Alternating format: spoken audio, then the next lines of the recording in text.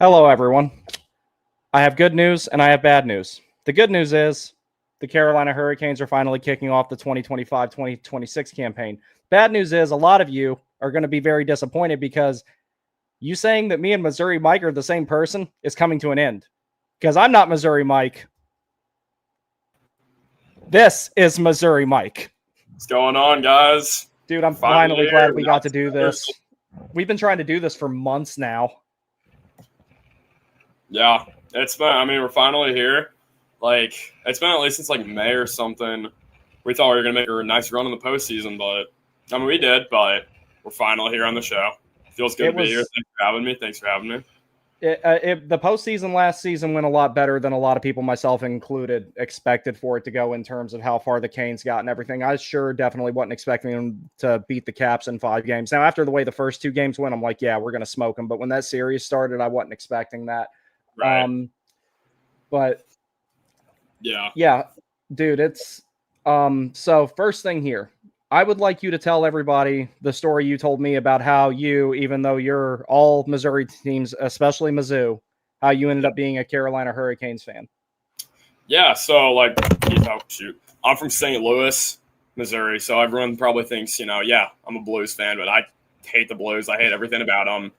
Basically, growing up, I started just watching sports, started watching hockey. Yeah, it was all Blues games. But then at the same time, I was also really into weather, like tornadoes, because St. Louis, there was a massive tornado down in Joplin, Missouri, if that rings a bell to you. That pretty much just destroyed whole state news, everything. And I was like, oh, okay, that's pretty cool. Then I found out what a hurricane was. And then I was kind of when 2 worlds collided right there, the Hurricanes and then the hockey team. Yeah, we were dog shit at the time because it was 2011, 2000, or getting into those years of dog shit. But, just watching that, just getting into it, listen to every game on the radio for the most part, just because I was just on my dad's phone or brother's phone. And then just dealing, the fun part about it is obviously all my family just giving me shit for it. All my cousins, my brothers, they always just give me shit for, liking the Hurricanes. And especially, like I said, in those dog shit years, I would always just tell them we still got one more cup than you did because this was prior 2019. But, yeah, we're only even stance now of that. But, yeah, I hate the Blues. I hate everything about them. Pro Missouri, everything, just besides hockey, I guess. Yeah. Carolina will probably win another cup before the Blues do. I legitimately believe that. But no, that was just really cool how you ended up doing that because, it's like me, I've got an excuse. I'm from North Carolina, so it's it makes sense why I got into the Canes and everything. But, it's just really cool to hear you just decided, oh, weather. Oh, that's cool. I'm going to like that team based on that. I think that's really, really awesome and everything like that. But yeah, so the way that I got into them was basically back in, I want to say it was 94 when the baseball players went on strike. My dad started watching hockey and I was 3 years old. And about 5 or 6 years after that, I started really watching it. I didn't know what was going on. I just knew that it was entertaining watching people try to kill each other. And I was like, it was really sick. And then, I got to where I started playing. I started playing roller hockey for a little while before I started playing ice full time. And I understand that you're a roller hockey player yourself. Yep, played it for a few years. I've kind of taken last 2-3 years off, so I'm a little rusty. But yeah, I just play. It's kind of big. Hockey in general is just massive in St. Louis. High school hockey is. And just all growing up, everyone would play hockey for the most part. So I always played roller. I did some ice just when I was really younger, but it just got pretty expensive for the most part. And I've always played baseball too, so I just kind of picked baseball over hockey. Yeah. And then, roller. You go over some? No, you go ahead, buddy. Yeah, so yeah, roller, it's not too terribly expensive. It's also just fun. Get in a nice group of guys just to play, just a mess around league. There's a thing called Veta in St. Louis, and obviously we would just play there. It's just more low-key games, just fucking around, having a good time with all your friends. Yeah, I'm thinking about getting back into roller because there's only one rink here. And what I think I'm going to do, so how I've got 2 pairs of skates. My older pair, the boot's starting to crease on them a little bit, and it's getting hard to skate in them and everything. So I've stopped wearing them. I think what I'm going to do is I'm going to take the holder off of it, and I'm going to put a Mars Blade chassis and wheels on there. so that I can actually use it to play roller and everything like that. And then when I can't go to the rink, I can go, because they've got roller hockey here too. So I can just go practice that at some point or another. And, that's something I'm looking forward to doing, because I haven't rollerbladed since I was 15 years old. And, it's like it and ice skating have some similar mechanics, but at the same time, it's completely different too. So I'm afraid I'm going to go out there and I'm like going to bust my ass a lot. Yeah. Yeah. It's like I just started roller skating again back in I think it was May. Me and just a few guys just went out, and I just could not stay on my feet for a minute. It took me a while to just get back in the groove of swing of things, just getting my balance straight again. Yeah. And you said you play wing, right? Yeah. Yeah. See, you're already better than me. I can't play wing to save my life. Yeah. I am literally the most one-dimensional defenseman ever. That's all I do. I poke check people, I block shots, and then on the occasions I do take a shot, I hit the damn post. As everyone on X and YouTube has seen from me posting, hey, look, it happened again. But I literally, it's like one of every 3 shots I take hits the post. I'm not even saying that to be funny. Legitimately, that does happen. Yeah. But yeah, so let's see here. All right, so I want to ask you I'll tell everybody else real quick. So when Mike and I are done, I'm going to talk about my projections for this season, how I think everything's going to go. There's going to be a multitude of topics, everything like that. Mike, I want you to tell me what you think is going to happen this season. Well, I think we're all hoping for the same end goal here. Cup, obviously. I think we have a really good chance this year, and especially with the Panthers just being mainly injured this year. I really think this could be the year we get over the hump. I know it's cliche to say. I know ESPN, you're going to hear it 1,000 times tonight over the season. As long as we can just get over that hump, I think we're going to win. And with that, we just got to beat Florida. I think the Metro is going to be the same as last year. Devils will be second. Caps might decline a little bit this year. Rangers, who the hell knows? They look terrible against Pittsburgh, but it's still the first game of the season for everyone. I'm really hoping that this is the year. I think it could be. We improved with adding Eaklers. So we'll see. I think we'll have to see it for sure. But as of now, I think the end goal, obviously, is Hurricanes winning the Cup. I think we can win it with, like I said, Florida being just really injured-prone right now. And I don't think they're going to be healthy by the time May comes. And who knows what will happen in the future. I mean, it's the same for us. Injuries will happen everywhere. But I think this could be the year. As long as goaltending's solid, we might need a new goaltender. I'll say it. I don't know. I'll say it. But as long as we just stay healthy, play our game, I don't think anyone's going to stop us this year. Yeah, that's what I'm hoping for more than anything. And when I start talking about my projections, I'll get into everything as to why I'm going to say that's going to be the very last thing I talk about before I end the show. So you'll probably already be gone by then, but I'm sure you'll see it later and everything like that. Because I got a bunch of stuff on that list, like if Aho's going to, hit 100 points and all this other stuff. And, which he would if he just shoot the damn puck more.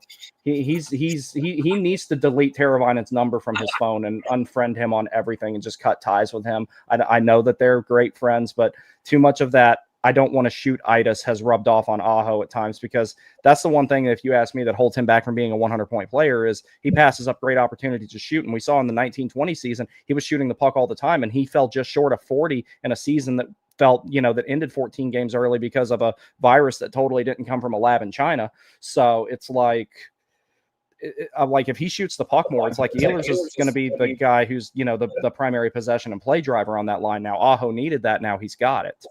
Jarvis adds that extra finishing ability in the 200-foot game as well to it. That line is going to be a menace in all 3 zones. But every time Aho has the puck, not every single time, but more frequently than he does now, he just needs to shoot the damn thing. For sure. Yeah, I mean, that first line is going to be phenomenal this year. We got Aho, Jarvis, and then Nicolo. I think that'll be a great line. Yeah, no, I'm really looking forward to seeing how that line works, because it looked good in the preseason of what I saw of it. It definitely fits with the Hurricane style because they generated a ton of chances and never scored. So it's like they fit right in already. But I think that they'll get there. I really do. But yeah, this is going to be an interesting season because there's almost more roster turnover in a way this time than there was last season, because you knew what 2 of the 3 defensive pairs were going to be last season. You already had known quantities there with 2 of them. And you bring in 2 new guys that you already know are going to play together. Yeah. And then you look at the forwards are going to be completely jumbled up, especially now with like Stankoven's playing a new position. You're expecting Jackson Blake to take another step. You're hoping that Aho finds that superstar gear. You got to see how Ehlers integrates. There's all kinds of stuff that's going to go on there that's going to dictate how things go for this team. And like I was telling everybody on the stream where I was talking about the defensive pairs, and I said the same thing about the forwards. This is not going to get sorted out overnight. Be patient. Like if they come out of October 2 games over 500, I'll be happy, because they're going to have to figure some stuff out. This is a very different team. And now to your point about goaltending, the clock is ticking for Kochetkov, and goaltenders were already hard to acquire, but in this era where everybody is retaining everything because the cap is going up, and a lot of teams, including the Hurricanes, have built through the draft, nobody wants to let anybody go now. You have to give up more than you ever did. So let me ask you this. If we do want to get a goalie, who do you think is available, and what would you give up to get them? I want to give up. I know that guy from Anaheim, John Gibson. Mm-hmm. He's been all over the buzz. I mean, I feel like for like the last 2-3 years, I don't know if he would be the right answer. He seems kind of old, kind of like another Freddie. I guess he would be a little more reliable than Freddie. I feel like we would have to keep Freddie, though, because, I mean, last year in the postseason, that was not his fault at all. I wouldn't say it was his fault, or at least last year. Just be able to shoot the puck. I would feel fine keeping Freddie as long as this season he doesn't get injured. He doesn't take any vaccines, as we know from a few years back. As long as he just stays fine, I think we'll be fine with Freddie. But for a backup, yeah, we got that. I didn't even realize we signed a new guy. I know Cooch is already hurt. He was on my fantasy team, and I saw he was a DTD, and now he's just ruled out. So he's already gone. But maybe Gibson. I know I just said Gibson might be another just like Freddie, but just having that veteran experience, he could come in playoffs or later in the season and just help out. I think Gibson could be the correct answer there. Yeah, I agree with that, because so me and Caniac Sessions and Caniac Report, we've talked about this a lot. Like, what do the Canes do long-term about the goaltending situation? And, it was like a couple of years ago, all this buzz started about, hey, they need to get somebody different. They don't need to sign Freddie again, all this other stuff. And, you look at it and there's nobody really out there. It's like, Alex Gagorgiev has a job. There's nobody out there. So it's like, we had come to the conclusion, me, AB, and Griff, and we were like, this same tandem's coming back for the foreseeable future until there's some sort of dynamic change in them and everything. I know that, if Boston has a bad season, which it looks like they potentially could have a very bad one, there's a lot of names that might be on the table for them. I mean, it's like, I know Swayman had a sub 900 save percentage last year, but the defense in front of him was kind of atrocious, especially when McAvoy was out. Maybe that's something you can look at. But I definitely agree that it's like, I know Kochetkov's a fan favorite. I like the guy too, but, I made some people mad when I made that one particular post, and you know which one I'm talking about. But the thing about it is, good times go by fast.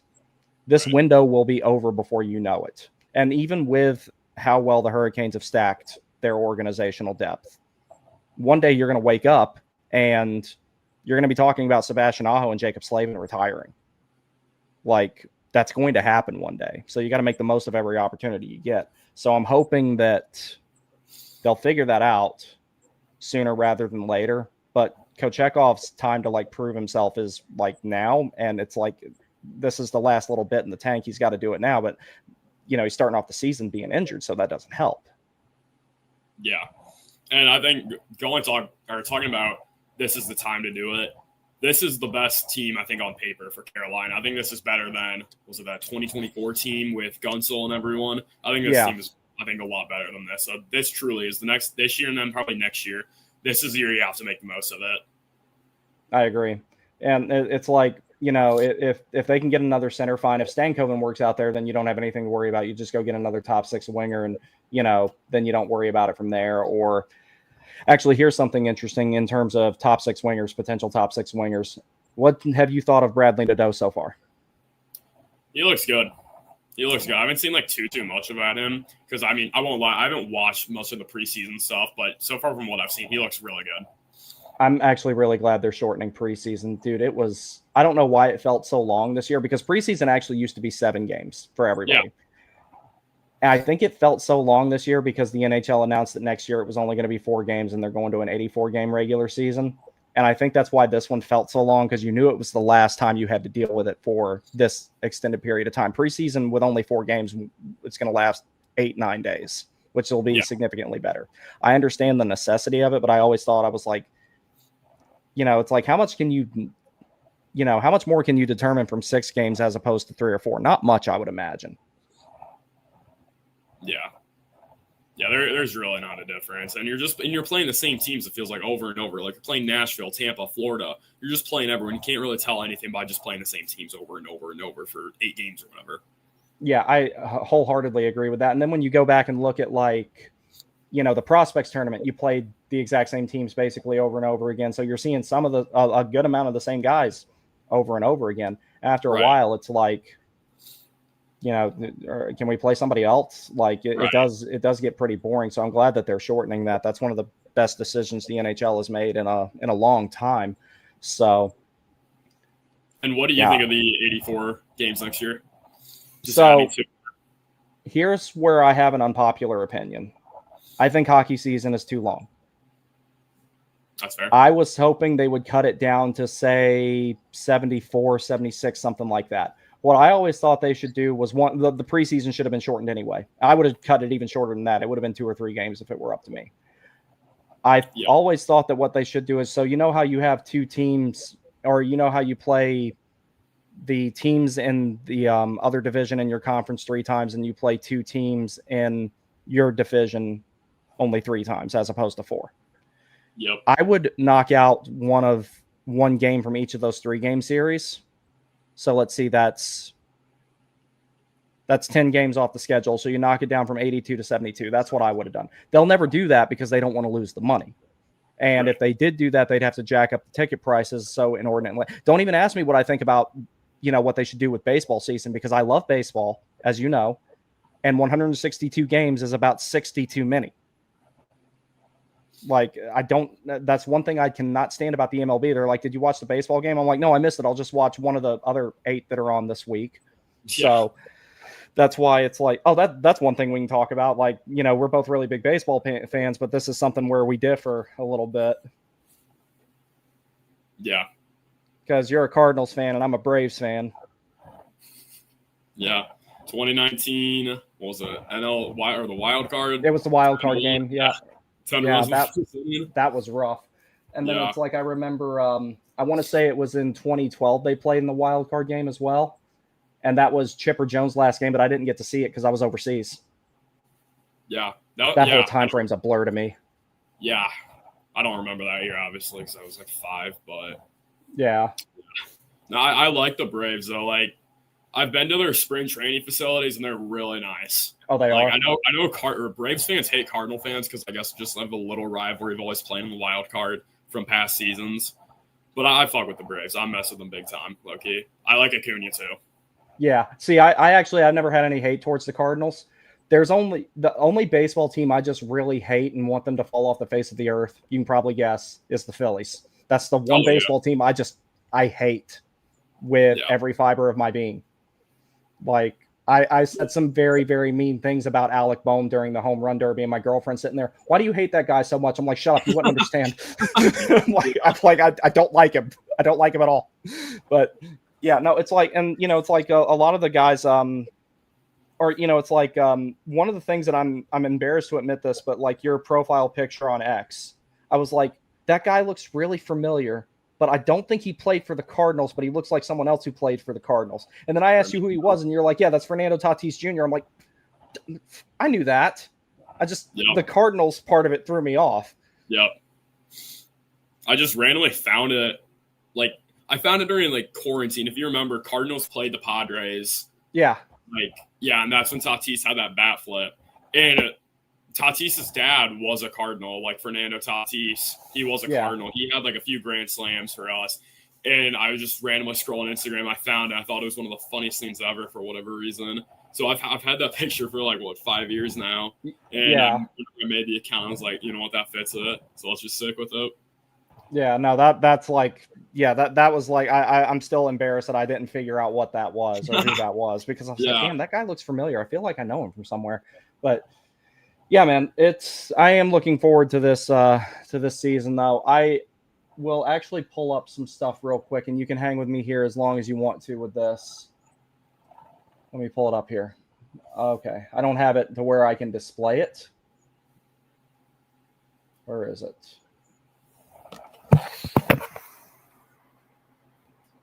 All right, so I got some season projections here, and I want to hear your input on every one of them as long as you can be here.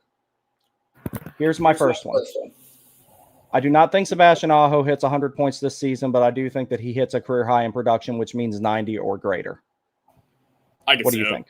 Yeah, I could see it. I mean, last year he really took a role. He's the true captain of this team. I think everyone can agree on that. I think he's going to step up big time. I don't think he's going to quite hit that 100 like you said, but yeah, I could see a career record high for sure. Yeah, that's what I'm hoping for. I think that, well, like I said a million times over, he needs to shoot the puck more, and then the rest of it will come from there. Ehlers being with him, Ehlers might end up being a better fit for him than Gensel was. I think that their play style complements each other a little bit better even than what Gensel did. So that's going to be the thing that's interesting to see, because the chemistry looks pretty seamless between him and Gensel, but it looks even better with him and Ehlers. And as long as Rod doesn't take Jarvis away from him again, then I think that top line is going to be the highest net positive and the most productive one on the team. I really do. So I talked a lot about the defensive pairs recently in the past. Here's one thing I think that will happen by the end of the season, provided he develops correctly. Alexander Nikishin will be playing on the right side of Jacob Slavin prior to the playoffs. About 20 games left in the regular season. I think that'll happen. I'm real excited for Nikishin. Who was he? I can't remember. Who was he paired with in the 3 games he played in the playoffs last year? Who was he with? He was with Ghost, and that was a disaster. That's one of the reasons I'm a little bit worried about them being paired together, but they've also had a camp to kind of acclimate to each other, so maybe it'll be a little bit better. See, like what I thought, actually, let me see if I've still got this in here. Hold on. Yeah, I'm really excited for Nikishin. Oh, wait, no, it ain't this one. Yeah, I'm mad excited for Nikishin. I really am. Here it is. So here was all the combinations I had. Here's what I think. Configuration 1 is what it's going to start as. We already know that. Configuration 4 is, I think, how it ends. 4, so Slavin, Nikishin, Goss and Walker, Miller and Chatfield, yeah. Miller and Chatfield is going to be the second coming of Shea and Pesce. I'm very convinced of that. And Shea and Pesce didn't have a standard to meet. They made one. That pair was really that good. Now, see, if it were up to me, the opening night roster, what I would have done Slavin and Ghost, Miller and Chatfield, Nikishin and Walker. So that way Ghost has a lot of similarities to Tony DeAngelo, and we saw how well Tony played with Slavin.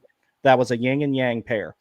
So it's and Ghost looks pretty comfortable on his offside. So you could maximize that production from him and have Slavin to cover whatever needs to be covered there. That's what I would imagine.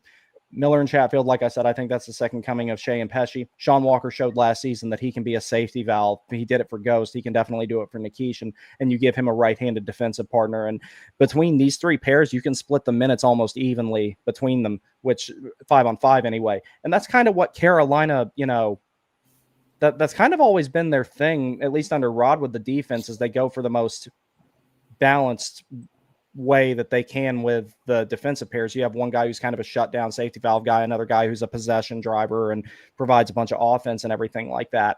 So that's how I would do it if it were up to me, but it's not. But I think by the end of the season, as long as he develops well, Nikishin will probably be playing with Slavin, unless everything's just working so well that they just decide not to change it. If it ain't broke, don't fix it. Right. Just also try new things. I mean, yeah, defense is struggling this year. Just try new things, switch everyone around like you were saying. That would definitely work out. So speaking of Nikishin, here's another projection I have, and some people are going to be disappointed in this, but this is a facts-based program. Nikishin will not win the Calder Trophy. because Ivan Demidov will. Yeah.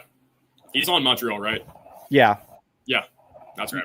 And they put such a weight on points for that for anything now. Even the Norris Trophy is decided by points. It's like the people who get the Norris Trophy that don't even kill penalties, like Erik Karlsson. That doesn't make any sense to me.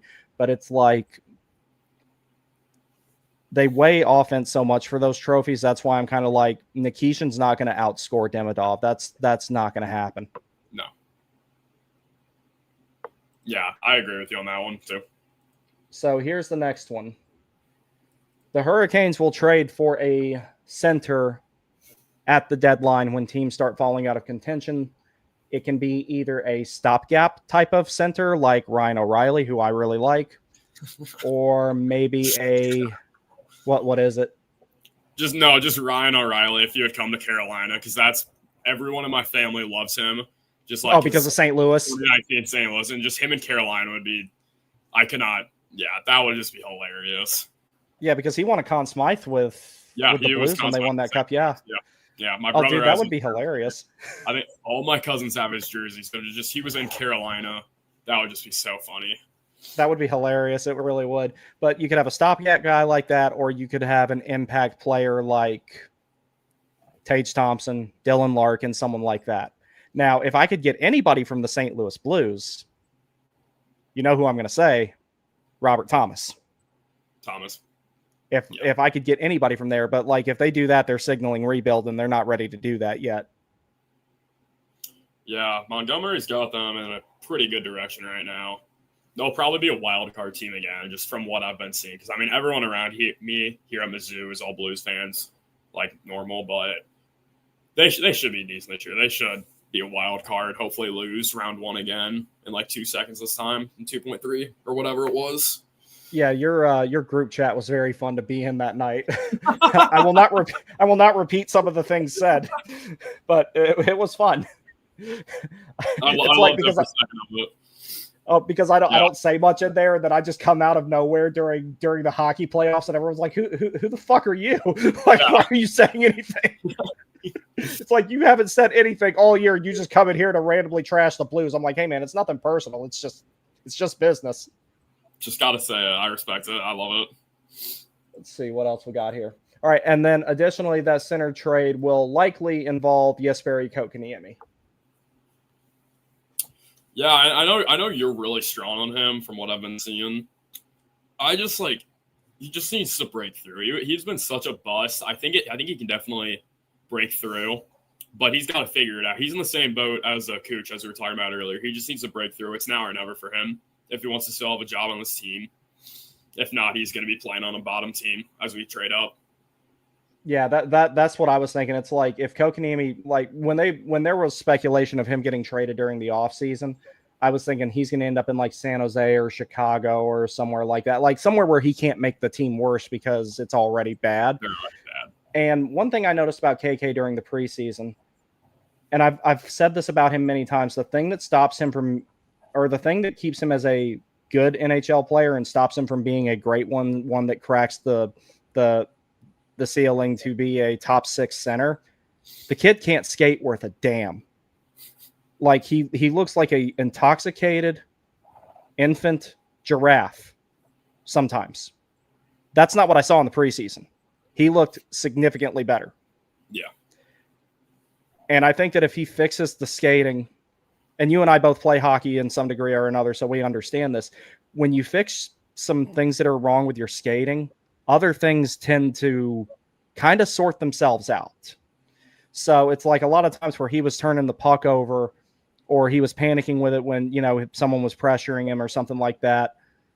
If he improves his skating, a lot of that's going to go away because he'll make better decisions. He'll be able to make more time and space for himself, be more stable on his feet and handle body contact, not fan on shots so much. There's a bunch of things that will improve with his skating. But from what I saw in the preseason, his skating is significantly better than what it was.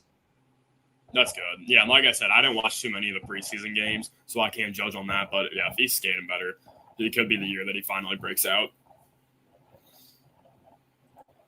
All right, and then here's another one. Canes players that are going to be in the Olympics.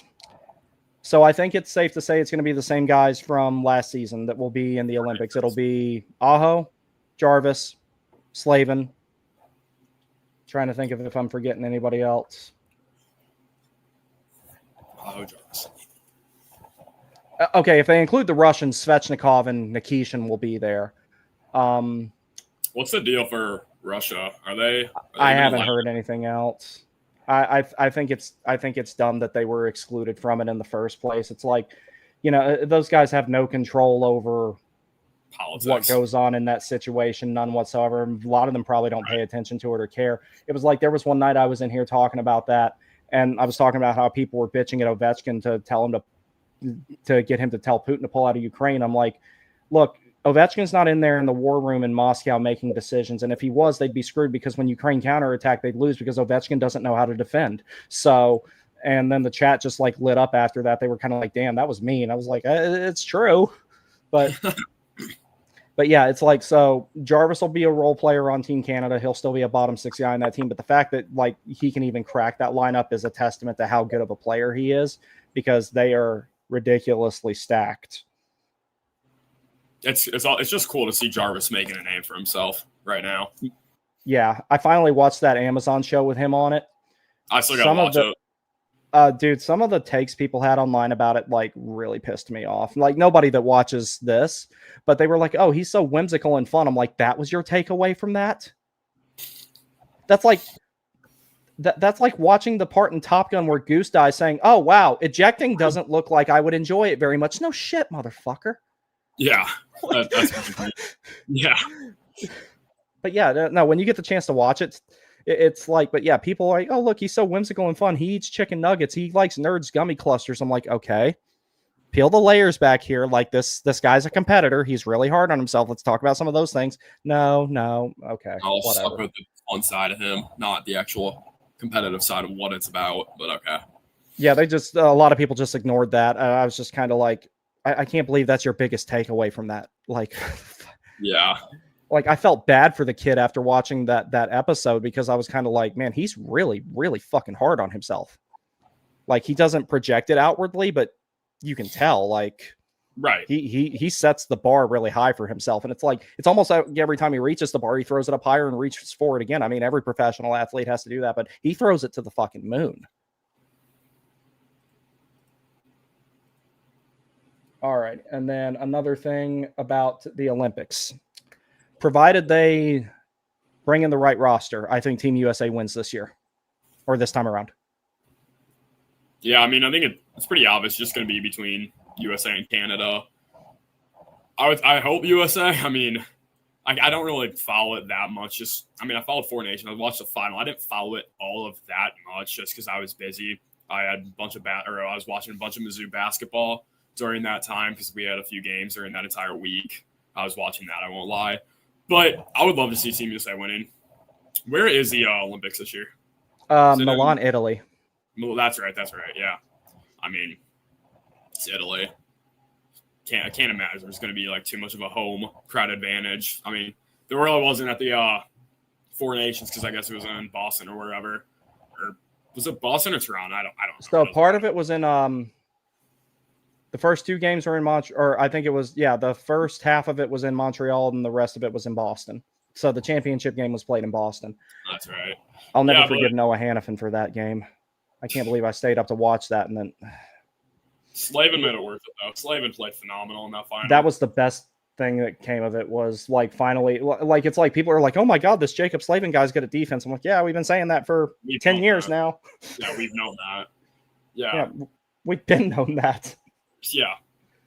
I actually met Slavin's aunt and uncle at a Blues game one time. Oh, really? Yeah, I don't know if he had like family from this area because I know he's from Denver.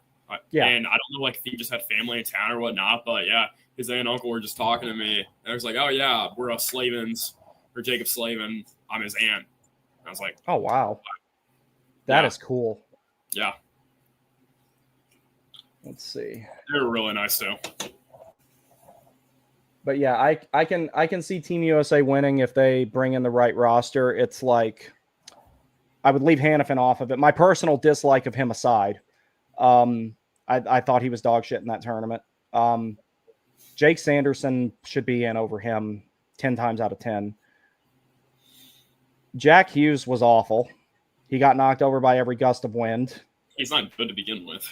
No, he's not as good as people say he is. Yeah, we're playing the Devils today, so I'm going to be extra on this shit. Devils join. I know you're in the chat here somewhere. I'm sorry, buddy. He was gonna come on the show before you, but he couldn't make it. But he's a really good friend of mine. We won't give him too much of a hard time. He's a good dude. But yeah, I mean, it's like there's better options to bring in on that team, like, you know, Tage Thompson being one. You know, I thought that, you know, he should have been there. Jason Robertson. I know he had a slow start to the regular season with Dallas, but I still think he should have been there. Those are the two big ones that I would include this time that didn't get included last time. Cole Caulfield, you know, it's like not the biggest guy, but he skates really well and he can shoot a puck. So that's another one you got to consider. Whereas Team US or, you know, Team Canada can, you know, pick names out of a hat and send a competitive team to the Olympics. Right. Jason Robinson. Yeah. I thought he was going to be a Hurricane. Lucky. Don't count it out yet. That's true. It ain't over yet. Yeah. All right. Another thing, I believe that the Canes will finish this season with about 106 points, and they will win the Metropolitan Division by 4-6. Not a huge margin, but I think that they'll win it by about that. Who do you got in second? Jersey? Jersey by far. And then, you know, it's a mid-off from third on down.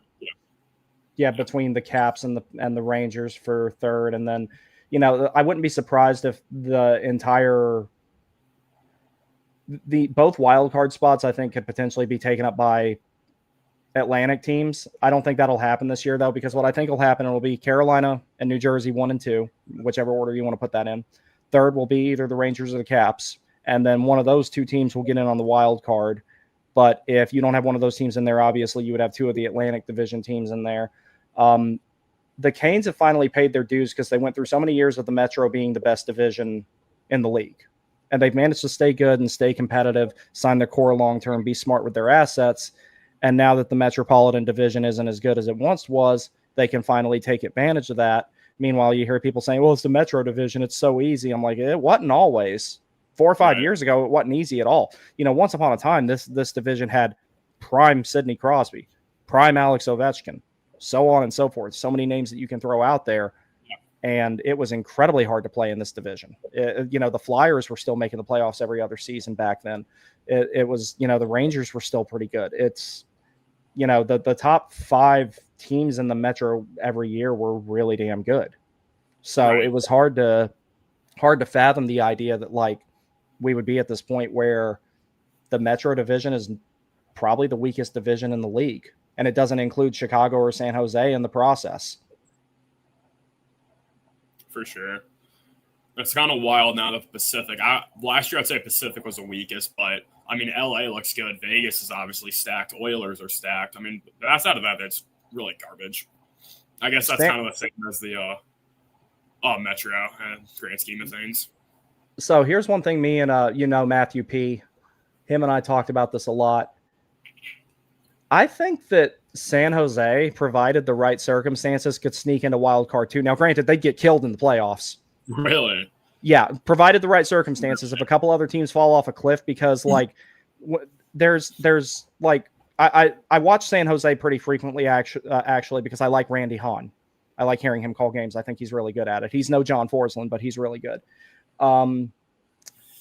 And it's like every time I watch San Jose, you know, it'll be like I'll watch them and it'll be like a week later before I watch them again. So I have this gap in time. I don't see them play 2-3 times in a week. And then I watch them play and they are noticeably better than they were last time. Their best players take huge steps every single time. And the more and more I look at. And I got to meet Orlov, obviously best defenseman in the NHL. Oh, yeah, we really fucked up letting him go. But oh god, I never want to think about game 3 ever again. That was awful. I wasn't even getting mad anymore. I was just sitting there in silence, eating whatever I was eating, going, yep. You know, it's like when Florida scored the third goal against him when he was -3 at that point before he came -4. Like when that whole sequence unfolded in the neutral zone, I was kind of like, yeah, we're fucked. Like they're gonna score here. That game 3, that was during my high school graduation grad party. So I had all my friends over, all my family. We were sitting in my garage watching that, and then out of like that, it was shit show. It was terrible just sitting there watching that, just getting humiliated. Yeah, that was brutal. But it's like when I was watching Game 3, I was just kind of like, oh my god, this is awful. But it's like, but San Jose does seem to get a little bit better each time that I see them play. I'm not saying that they're going to set the world on fire, but if a couple other teams in the West like have dumpster fire seasons, if Chicago doesn't improve, you have a couple other teams that are like, they get a little injury laden and everything like that, then, San Jose could sneak in. And I didn't even think about that until me and Matthew talked about it. And Matthew, outlined his rationale, which is not all too dissimilar from what I'm saying now. I'm like, all right, I want to give this some thought. And I gave it some thought. And I'm like, you know what?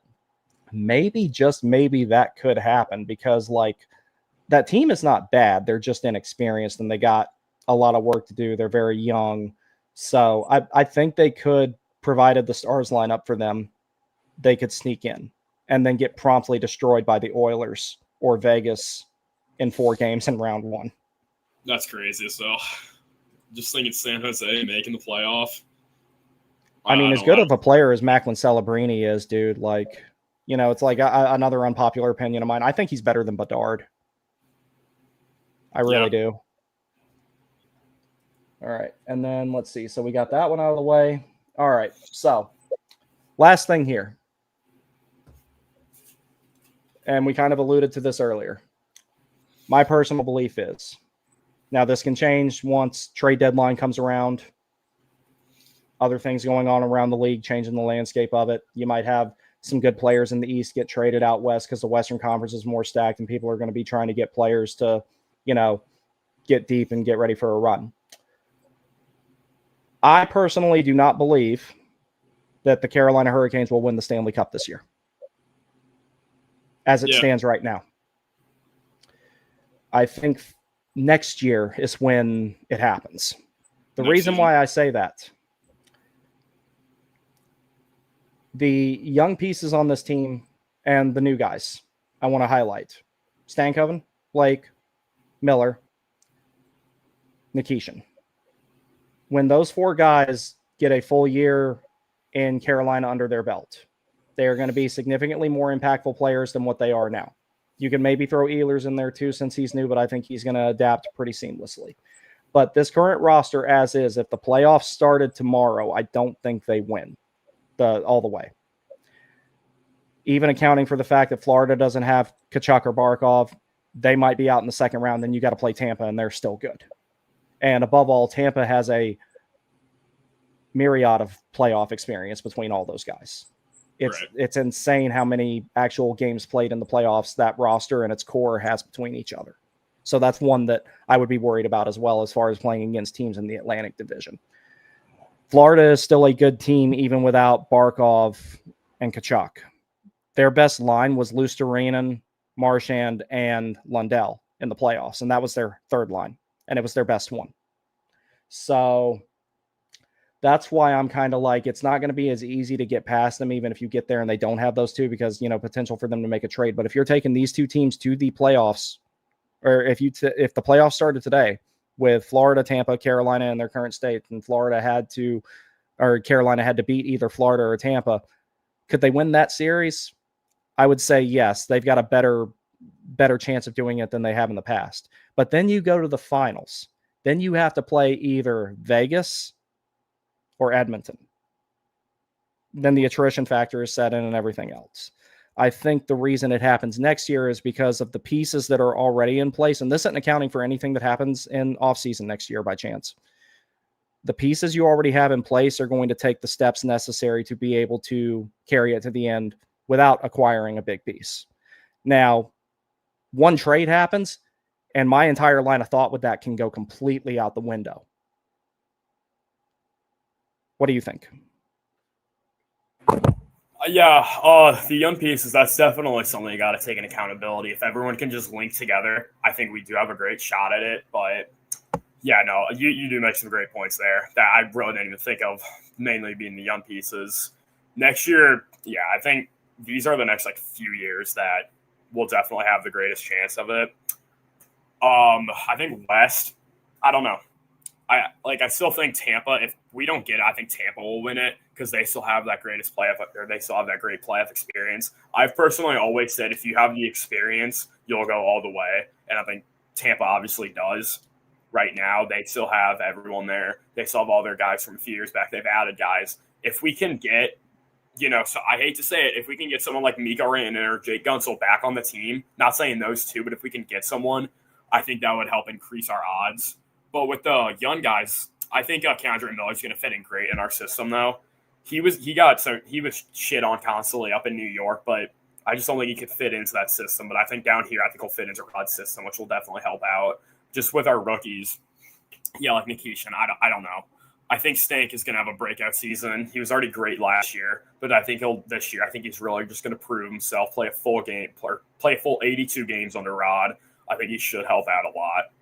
But I'm still going to stick with my opinion that this, I think, is finally the year that the Hurricanes will get over the hump and will do it. That's just me. But I definitely see where you're coming from. We just need to add maybe one or two more assets if it's not going ideal for us. Yeah, see that's the one thing. That's the one thing that I'm like waiting to see happen. It's like, and you mentioned players that they could potentially add. All right, and we'll even look outside of centers because we already talked about Tage and Larkin a little bit. Alex Tuck is someone I would love to add to this team. He's big, he's fast, he's physical, he's a power forward, he can score greasy goals, he's got a shot, he's good defensively, he back checks well. The list goes on with him. Remind me, is he on Buffalo still? Yeah. Buffalo, yeah. Buffalo. You add Alex Tuck to this team, everything changes, especially if you don't give up a roster player in the process, which would be the end goal. Or if Adrian Kempe isn't going to stay in LA and they fall out of the playoff picture. That's another guy I think you try and go get. Kemper? That'd be fun. Yeah, I love Adrian Kempe. He's an amazing player. So, and then maybe a goalie somewhere opens up if you need to go that route. There's a whole bunch of different things that you can do there. So basically, if I'm looking at it on a scale of 1 to 10, 10 being what Carolina needs to win the cup, right now they're at 9.5. The last 0.5 is that other center or that extra scoring punch in the top 6 with the wing. And we might already have that in the system with the Doe. We don't know yet because we have to see how he actually performs at the NHL level. And, a lot of people were upset about him being sent down. I understand the rationale of why the organization did it. And had this been last season's type of circumstances, so Jackson Blake, he took advantage of the opportunity, but there was also a need that you fill that roster spot. And, this is coming from someone who thought, I didn't think Eric Robinson was going to make the team. And now he's a pretty critical part of the bottom 6. And he's one of the most versatile guys on the team. You can move him up and down the lineup as you need to, everything like that. And he's one of the guys that even when everything else is going wrong, you still see him out there playing his ass off every single game. Like he doesn't take a shift off. So last year, the team wasn't as deep as it is now. You had basically 3 top 6 forwards and everything else was kind of duct taped together from there. So Jackson Blake had a clear path to make the team. Nadeau didn't really have one because the team wasn't held together with rusty screws and duct tape this year. So the ability for him is there. At the same time, I think he needs to put on a little bit more muscle because he's getting pushed off the puck a little bit too easily still. The shot is well above NHL average. His shot is wicked. It's absolutely amazing. So there's that. But more than anything, it was just like there wasn't really anywhere to put him. I know a lot of people were upset about him being sent down because this team in the past has had a history of lacking scoring. But the thing about it is the front office to some degree has already addressed that because you added Ehlers. He's going to get some goals. Mostly he's going to get assists. Miller, when he's playing well, he can score because Burns, the offense died completely with him. And when that was gone, it was kind of like that was his bellwether thing. You could see that it was on the way out. And then, like I was talking about before, the guys that are already on the roster taking another step. You could even include Svechnikov in that because he hasn't had that full season like we expected him to have. He was well on the way to it in 22-23, and then the ACL injury happened. That's why I want to caution my friends who are Panthers fans about, Barkov will be back by the playoffs. I'm like, Barkov injured his ACL and his MCL. If he comes back too early and injures it again, he might not be able to play anymore. He could be done. Yeah. And I would give up one postseason of Barkov. Oh, go ahead. I'm sorry. he's still not going to, even if he does come back for playoffs, he's not going to be 100%. He's still damaged his leg. His leg is still fucked. He's not going to be 100%. Yeah, it was the same thing with when Svechnikov came back. It took him a while to kind of get going. Yeah. And his speed's never actually been the same. Like maybe he's worked on it some over the summer because he lost, I think it was 0.79 mile per hour on his burst speed, according to NHL Edge. That's a lifetime of time and speed when you're talking about a 200 by 85 surface where you have to create your own momentum. So, but if they rush Barkov back, you're talking about him having an injury that's going to be it for him. Yeah, I would rather, and I like Sasha Barkov. He's one of my favorite non-Hurricanes. Like out of all the people you can hate on the Panthers, Sasha Barkov is not one of them. And it's like, I would gladly give up one postseason of Sasha Barkov just to make sure he comes back fully healthy. Yeah, for the rest of his career, hopefully. Right. Even with the Chuck, they cannot rush the Chuck at all. I think he's projected to come back. I think it was January, which his obviously isn't that serious. He's had plenty of time in the offseason to rest up, but they cannot rush him back either. The Panthers. No. Plus, one of the reasons they're targeting getting him back is January is to be ready for the Olympics because he will be there if he's healthy, and he should be because he's good. So I think that's part of the rationale behind that, and that's another thing you have to keep an eye on with some guys. Kachuk being one of them is he's going to play additional games in a pretty slightly less physical but more skilled and demanding setting with the Olympics on a larger sheet of ice. So there's that too. But it's the same thing. Aho, Slavin, and Jarvis are going to be pulling extra games, potentially Nikishin and Svechnikov. But yeah, if the Canes make one trade, my mentality about that can change entirely. But I don't see it happening this year. There was one season where I was convinced they were going to win the cup and it didn't happen. That was 22-23. And that was before I started the channel and everything. I actually started it around the playoffs that year. And I remember I hadn't been to a hockey game in about damn near 3 years at that point.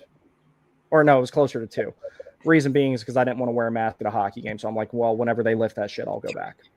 So I went in to the home opener in 22-23, and I've got a video of it of the guys coming out for warm-up and everything. And I remember I texted my dad and I said, this team is special. Like I legitimately the puck hadn't even dropped in the first period, and I already thought they were going to win the cup. And I'm like, I'm never going to tell myself that again, because that was wildly disappointing the way that they lost that year in the 4-goal sweep. But I was legitimately convinced before the first period that team was going to win the cup.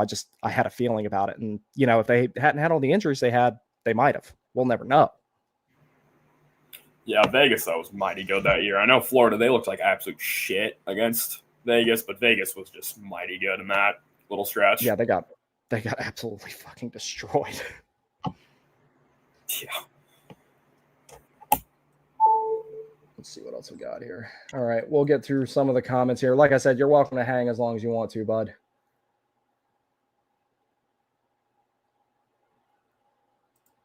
Let's see what we got here. Did Devil's Joint get the sandwich, or was he scammed? No, he still has not gotten his sandwich. We're gonna have to address that, Lackey. He was supposed to get that sandwich 3 days ago, and he still hasn't gotten a sandwich. So NJ Leak and Panarin for MVP have some explaining to do where his sandwich is. And he said chicken cutlet sandwich, so I'm assuming that he's talking about Wawa because that's a New Jersey thing, even though he doesn't live in New Jersey. But I'm assuming they were saying Wawa's awesome. I love Wawa. I have to stay away from it. There was it's not a big thing out there, is it? God. Is it a big thing out there? What was up? Is it a big thing out there, Wawa? Do they have them in Missouri? No, not in Missouri. I've been to a few in Florida, just in Tampa area. Yeah, not in Missouri. Yeah, because that's mostly we actually don't have one here in South Carolina, not where I live. There's a bunch of Sheets, but Wawa is superior to Sheets, in every way possible. I don't care if they present the starting lineup for the Hurricanes. It's not. No. Wawa is better than Sheets. Yeah. I will die on that hill. And to those of you in the chat who think Chipotle is better than Moe's, fuck you. We don't even have Moe's here in Missouri. Oh, dude, that's good shit. I love Moe's.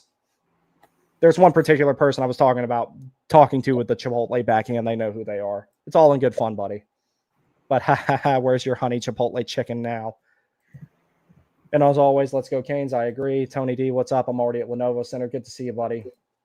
Rumor has it Missouri Mike is coming on. I had very much enjoyed Missouri Mike being on. Yeah, thanks for having me on. It's been a lot of fun so far. Oh, dude, absolutely.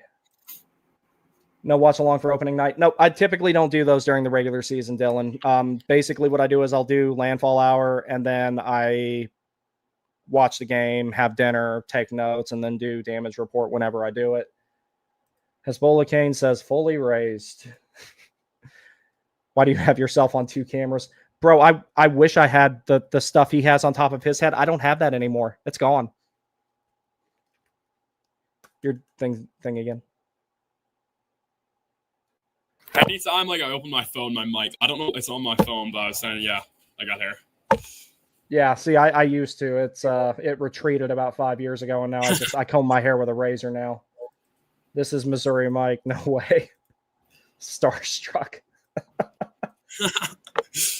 Wasabi Marshall says, so pumped for tonight. Oh, cute dog.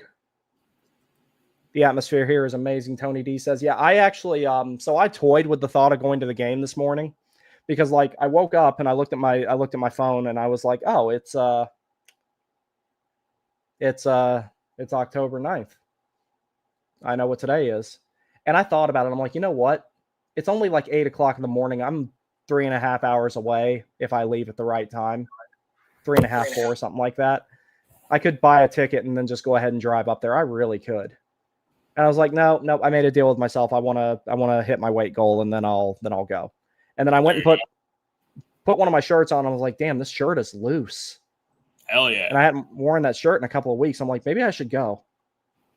And I'm like, no, I made a deal with myself. I got to stick with it. But I'll hit the goal before the January 6th riot against Miko Ranton, and I'm going to try my best to be there for that. Like, you think January 6th? You think January 6th, 2020 was bad? No, January 6th, 2020. You ain't seen nothing yet. That'd be so fun to go to. I'm going to do my best to go. I really am. That might be the first regular season game I make this season, but I'm planning on it. J-Dub, what's up, buddy? Devil's Joint, what's up, dude? Wasabi Marshall. They won't be at the end of the season. I'm not sure what he was referring to there because we talked about a lot of different stuff. We have Major Key, says Hezbollah Kane. Devil's Joint in the cuck chair. Don't rust my buddy too hard.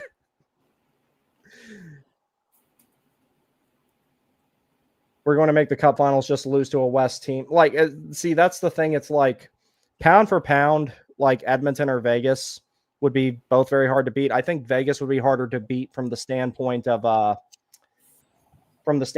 deep they are, but Edmonton has McDavid and Draisaitl. Essentially, if you shut those two guys down, you probably, and we'll throw Bouchard in there too. If you shut those 3 guys down, essentially you probably win because Carolina gets their net positive on depth and on defense.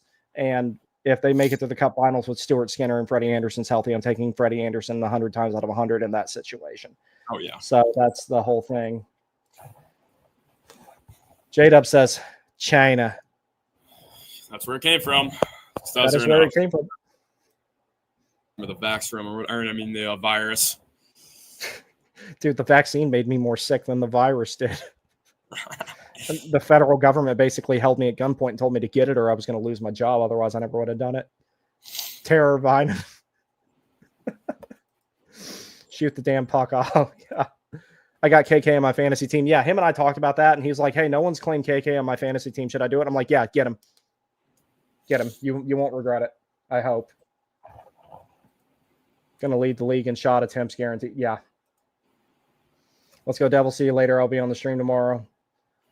Post-game talk. Have a good night, everyone. Yes, absolutely. We'll do something in the near future. I'm going to have to work tomorrow from 10 to 4, but we'll do something after that. Third line looks awesome. I actually really like everything that they have in the forward group. I think they've got all the right pieces. They just got to figure out where to put them all. That's the only thing.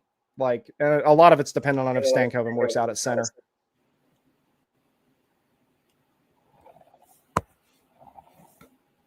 You can chime in on any of the stuff you want to, bud. Yeah.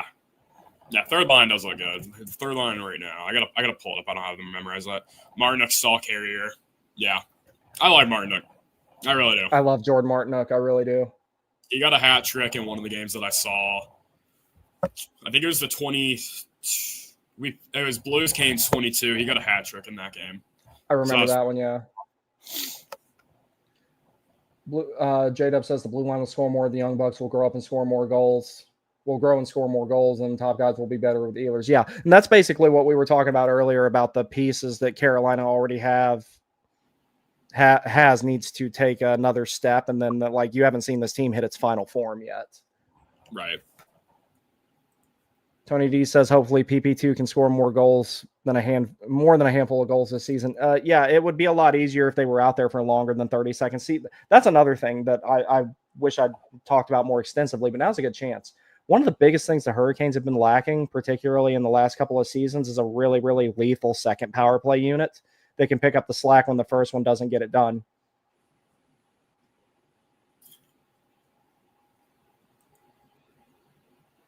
Georgia Romanov is solid and young. Go for him. I'll have to look it up.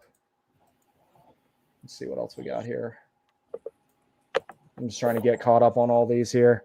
A bunch of my friends are in the comment section because I sent the link out. And my dumbass roommate, who is maybe 3 feet away from me, is just saying Carter. Yeah, Kellen, come here. Kellen, come here. No, I don't even know who he is. Yeah, clearly. What's up?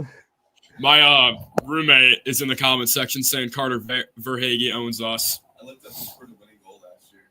Yeah, fuck you. Yeah. He's saying Carter Verhage owns up. Well, see, one thing I know that he didn't spell that name on his own. He had to go copy and paste it out of Google. There's no fucking way. You know how I know he couldn't spell it without doing that? Because I can't either. It took me a long time to learn that name verbatim. Yeah, he went on Google. He's 3 feet from me, just on his bed. Just oh yeah, no, I can call that shit, and I'm not even sitting there. Yeah. Tony D says I want the Phillies to reverse sweep the Dodgers though because it would be funny. I don't. It's like I see. What I wanted to happen was I wanted Kershaw to bean the shit out of Real Muto, Harper, Bohm, and a couple other guys, and then that there be a gigantic fight that eventually the fans get involved in, and that's so bad they have to call the National Guard in to break it up, and Rob Manfred expels both of them from the playoffs and temporarily realigns it, abolishing the American League and National League temporarily, and then they have the playoffs after that. The Phillies don't win, the Dodgers don't win, and that way everybody wins. Stalin versus Hitler, truly, right there. Yeah, pretty much. Because when I saw that, I was kind of like, oh my God, make it stop. Dylan Bollinger says, hate the Phillies, but also love Hunter Pence. I can't think of anybody who doesn't like Hunter Pence. He just seems like a cool dude. Hockey podcast gawking about baseball. Yeah, that tends to happen sometimes. You know what gets talked about? These get talked about a lot on this show, too. Oh, yeah.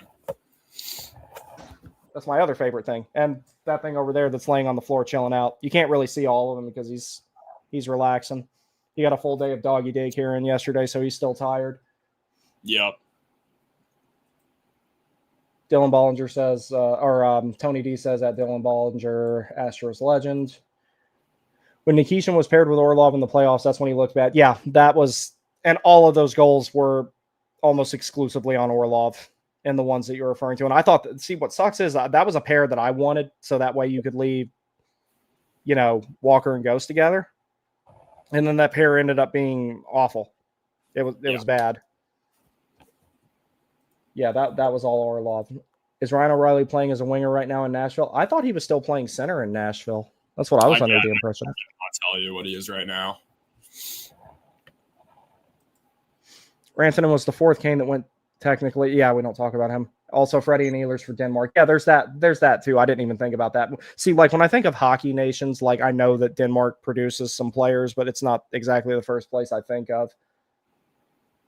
After the Big Six, the first one I think of after that, or the first ones I think of after that are Switzerland and Germany. Yeah. No more Burns and Orlov's turnovers. Yay. I agree. I want Nikishin to put one of the Hughes on their ass tonight. Why one when there's two there? You can destroy them both at the same time. Hell, maybe on the same shift. That'd be awesome. That would be awesome. I don't want anybody to get hurt. Just vaporized at center ice, figuratively speaking. Missouri Mike. What a guest appearance. Yes, by far one of my best guest appearances so far. Skylark, what's up, buddy? I'm so hyped for the game tonight. It feels like forever since they played. Yeah, and, you know, I watched preseason out of necessity for content, but, dude, I was bored as fuck watching preseason. I'm so glad.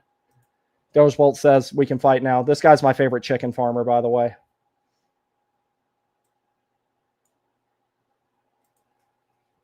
Honestly, think we'd match up against Vegas, better against Vegas and Edmonton in a hypothetical final. Well, I mean, I already elaborated on it a couple of minutes ago. I think it would actually be the other way around. I really do.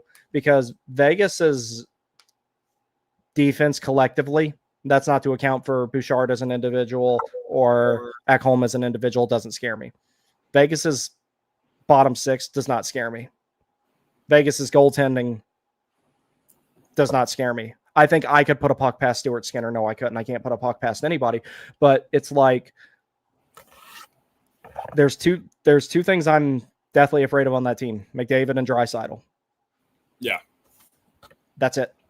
That's not to say that RNH is not an effective player. That's not to say that Evan Bouchard is not an effective player, because they are both very good. Evan Bouchard was someone that the Hurricanes actually threatened to offer sheet. And if I had to, I like Key. I like him a lot. But if I had to make a choice between Evan Bouchard and Keandre Miller, I was going to take Bouchard 10 times out of 10 just because of the shot and the offensive ability. And you put him with Slavin, that would have been a nasty pair. For sure. But if we have a legit 2C come playoffs, there's no one I don't think we could beat. Yeah, that's literally like basically all that's missing. Joshua says GBR. Go Big Red. That's one of my buddies. Oh, okay. Yeah, you're going to have to translate some of this. Yeah. It's my buddy Hayden. Yeah, if they rush Barkov back as cooked. Our 22-23 depth was insane. Yes, that team was very special. That's my buddy fishing. He's that's my buddy Rylan. He's a huge Jersey fan, or claims he's a Jersey fan. Let me guess, he's at the game. No, he's just. No, I think he was just saying that because he was in here. Oh, okay, cool. I am in Iowa, Missouri Mike. Yeah, he's Missouri Mike. You're Iowa J-Dub. Even though he's actually from near where I live now. Nice. Yo, sheet slander is wild. Get used to it. Sheets will look. I'm not saying that I won't eat sheets. It's got there's some good stuff there, but like never been to one of those. Wawa is infinitely better. I'm not saying there's not one or two things I'll eat at overpriced hipster Chipotle, but I'm taking Moe's 10 times out of 10 there. And the other thing that turned me off to Chipotle when people started referring to it as ripping chipper, and I had to ask about 7 people that were 15 years younger than me what the fuck that meant. Can't say I've ever heard it called that. Be glad you haven't, but I'll explain it to you because you're in the age bracket where you're more likely to hear it than me. There was one day I was at, you know how I work at that pro shop at the rink, right? And there was one day we're in the group chat and I'm already at work, and one of the guys in there who's like 19 or 20 years old, whatever, and he messages the group chat and he says, "Hey, does anybody need anything picked up? I'm on the way in. I'm just ripping chipper first." I'm like, what the fuck does ripping chipper mean? So I went on the internet to try and find out what it means. I'm like, is this like the Mets being mad at Chipper Jones? Like, I don't understand what the fuck that, that's the only thing that would register with me. Right. And I finally got somebody to explain it to me. It's basically another way of saying I'm getting Chipotle. And I'm like, why didn't you just say that from the beginning? The English language has worked fine for hundreds and hundreds of years, thousands if you count its origins in Latin. Why do you feel the need to change something like that? Okay, this must be one of your friends. Yeah, that's my roommate. Okay, cool.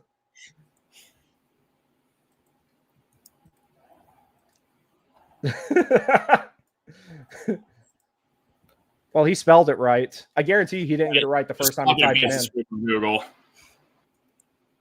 He doesn't know anything about the Panthers or anything. Raise up, baby. Let's go, boys. No, it's not raise up anymore. It's Carolina culture. So bad.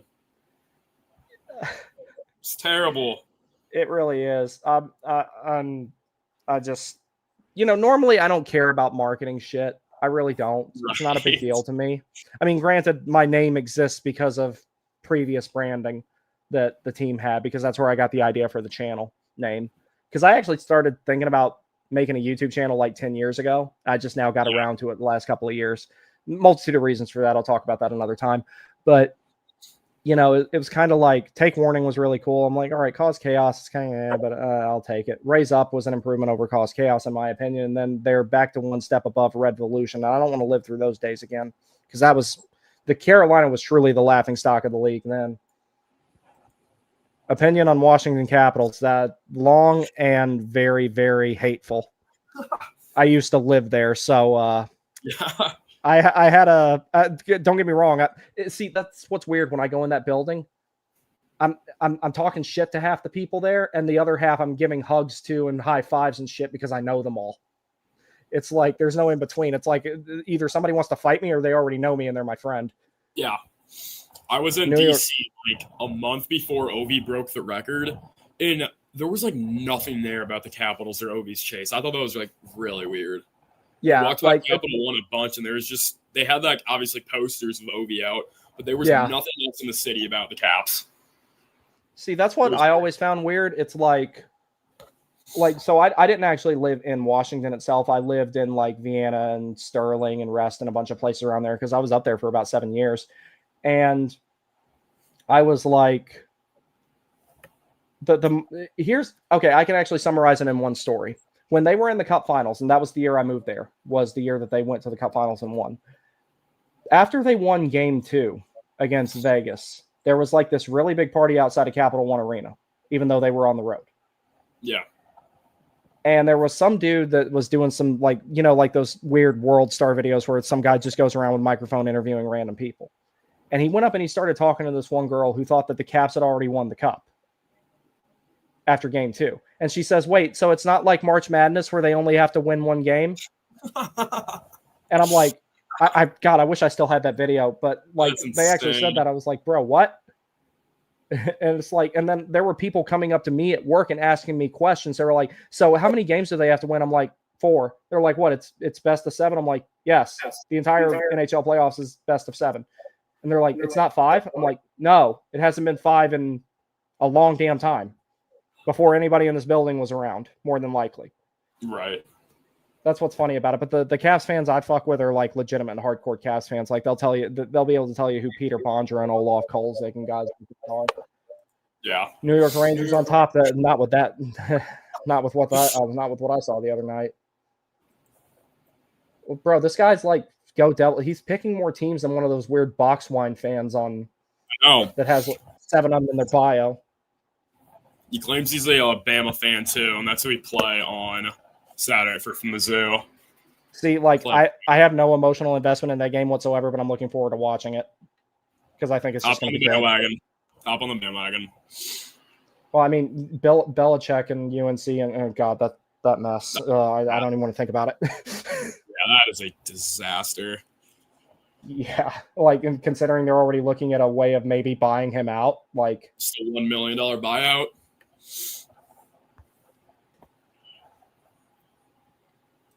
We own the Metro Sun. Go Devs. Devs on top. Blah blah blah blah blah. I'm not reading that, Governor. Nope. We both know that's false. Nope. Yeah, you just Jack Hughes doesn't own 2 functioning shoulders, much less a franchise. Seth Jarvis goes out there and plays with 1 shoulder. He's fine. What's Jack's excuse? Yeah.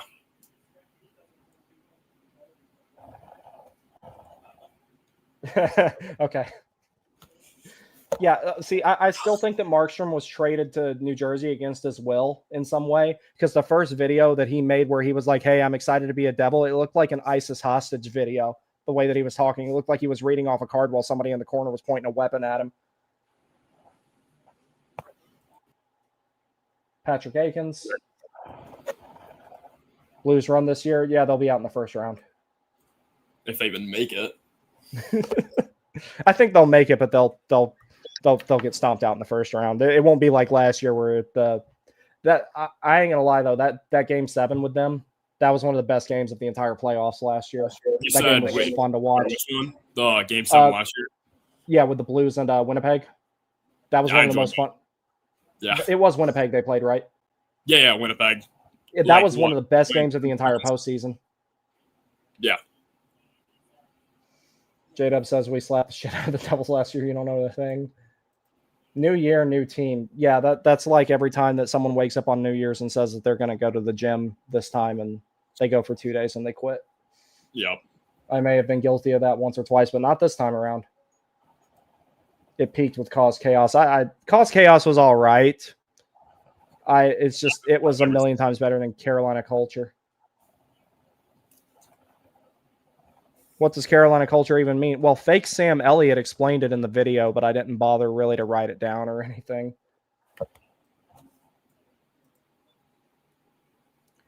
You know what? If that happens, J-Dub, if they win the cup with this slogan, they can keep it forever for all I care.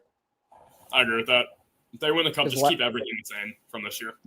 Last time the Canes won a cup, hashtags weren't even a thing. They still called them pound signs. And they sure as hell didn't use them on the internet. Can I have admin? No. Not only no, but hell no. No. Make your own YouTube channel. Make your own YouTube channel. Come on, stop trying to piggyback on my success.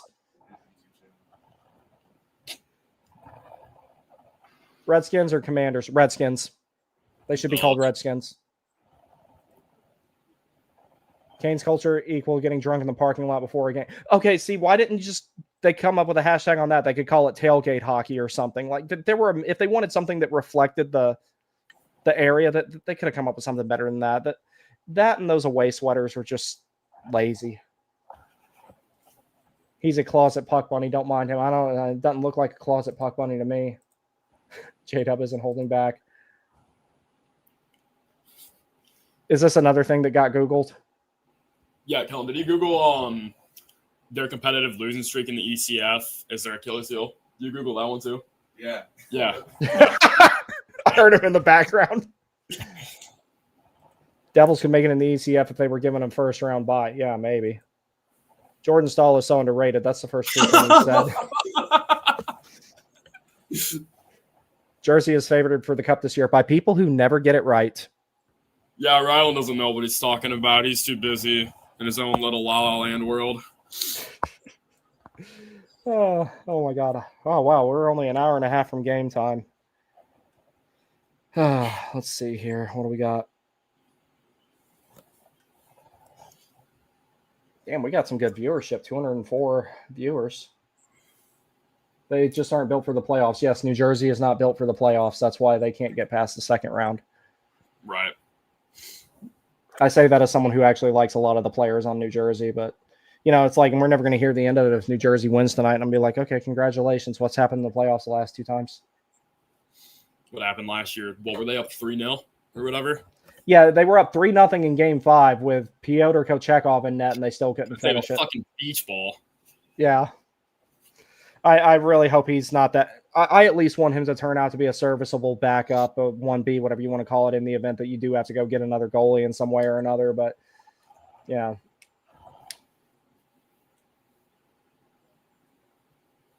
He did say 3-0. Weren't you listening? You're in the same room as him. I know. Yeah. What are you doing?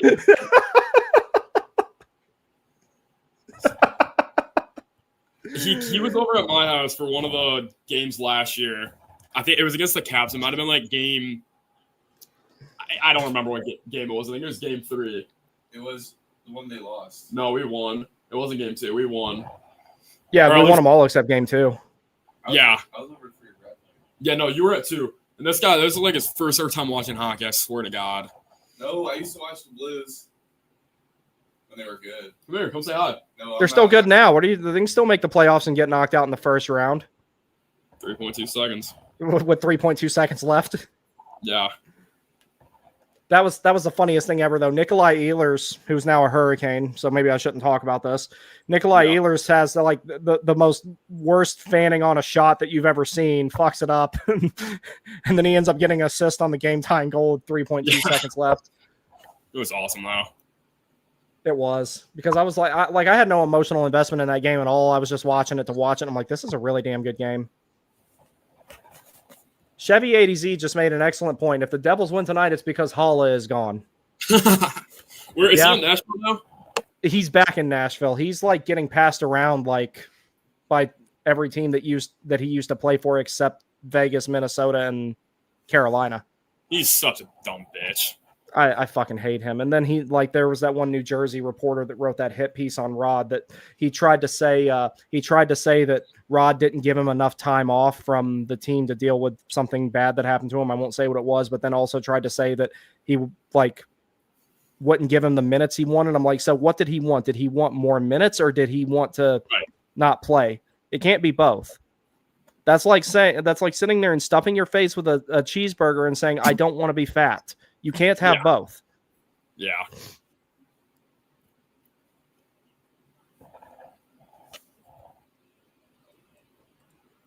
How many of these guys are in the chat? Of my friends, I think like as of now, like 2 of them is dumbass roommate. Are they the same ones that are in the one on X? I don't think they're on X right now. Okay. Oh, but you're on Twitter? Yeah, it's not X.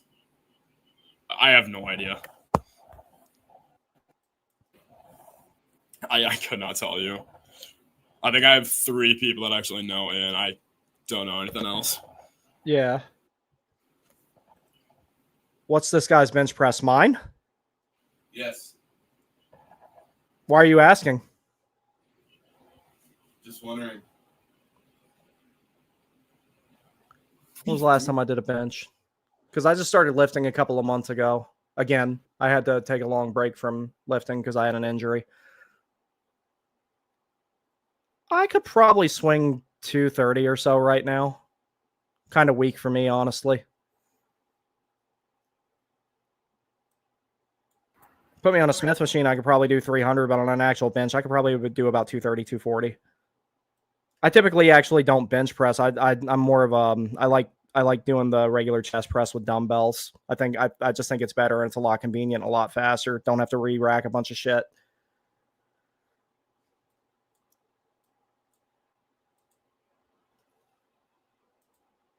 Alrighty. Well, Mike, I think that's about all I got for this segment of the show. All right, man. Thank you so much for having me on. That was a lot of fun. Absolutely. I will have you back on here at some point in the near future. Perfect, man. Yeah, I know. This I has think been great, though. Yeah, I'll definitely be at the game in St. Louis, and then I'm going to try to come down to Raleigh. I think this is finally going to be the year that I'm free enough to come down. Yeah. So we'll definitely meet up there at some point. Yeah, let me know which one you go to, and I'll try and make it to that one. Yeah. As of now, I think it might be the Jersey game end of March. Okay. I'm not 100% sure. I just got to check.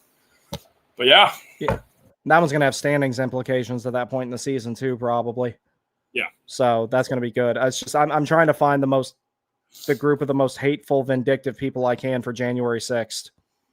The NHL knew what they were doing scheduling that game on that date. That wasn't a coincidence. they knew what they were doing.